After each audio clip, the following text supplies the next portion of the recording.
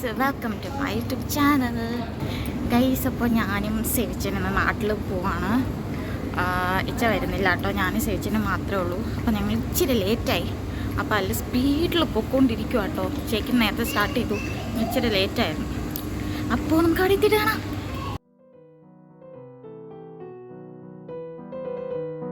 Guys, അപ്പോൾ ഞാൻ സർപ്രൈസായിട്ടാട്ടോ നാട്ടിൽ പോകുന്നത്. ആർക്കും അറിയത്തില്ല, നാട്ടിൽ ആർക്കും അറിയത്തില്ല. എൻ്റെ വീട്ടിലും അറിയത്തില്ല, ഇച്ചയുടെ വീട്ടിലും അറിയത്തില്ല ഞാനും സേവിച്ചനും ഒന്ന് നാട്ടിൽ വരും എന്നുള്ള കാര്യം.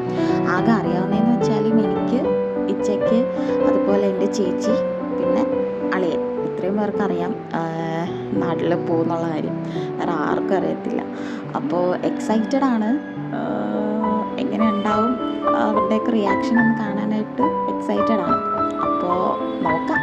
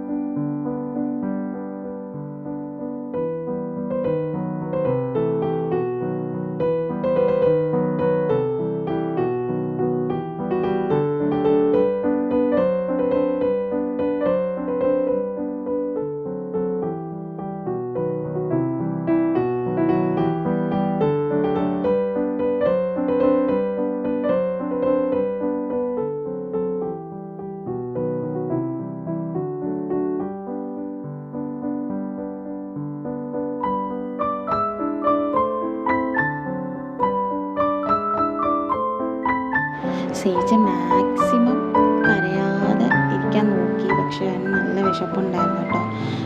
അതുകൊണ്ട് തന്നെ ചെറുതായിട്ടൊന്ന് കരഞ്ഞായിരുന്നു.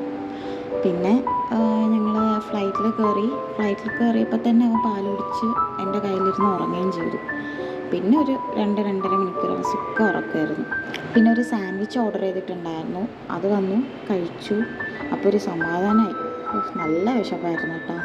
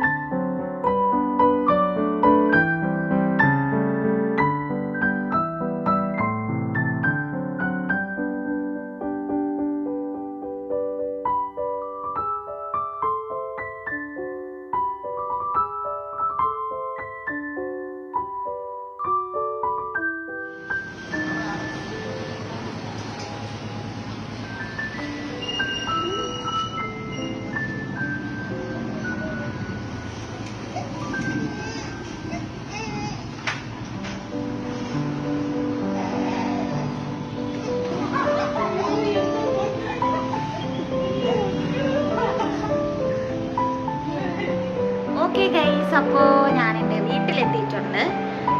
അപ്പോൾ അമ്മയുടെ റിയാക്ഷൻ നിങ്ങൾ കണ്ടല്ലോ. ഇനി അടുത്ത് പപ്പച്ചിയുടെ റിയാക്ഷൻ എന്താണെന്ന് നോക്കാം. ഞാൻ പപ്പച്ചി വരുന്നുണ്ടോ എന്ന് ഇങ്ങനെ വിൻഡോയിൽ കൂടെ ഇങ്ങനെ നോക്കിയിരിക്കുവാണ്. അപ്പോൾ കട അടച്ചിട്ടില്ല, കട അടച്ചിട്ട് ഇപ്പോൾ വരും. അപ്പോൾ കട അടച്ചിട്ട് വരുമ്പോൾ അവനെ കാണിക്കാമെന്നാണ് പ്ലാൻ. അപ്പോൾ പപ്പച്ചി വന്നിട്ട് കാണാം.